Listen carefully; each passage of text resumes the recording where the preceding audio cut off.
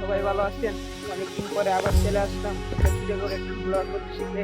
আজকে বৃষ্টির জন্য ব্লগ করতে পারি নাই, বৃষ্টি থামার পরে ছোট করে একটু ব্লগ দেখেন। আপনাদেরকে দেখেন আমাদের এলাকার কি পরিমাণ বৃষ্টির জন্য কি খাল জল ডুবে গেছে, জমি ফসল সব ডুবে গেছে দেখেন।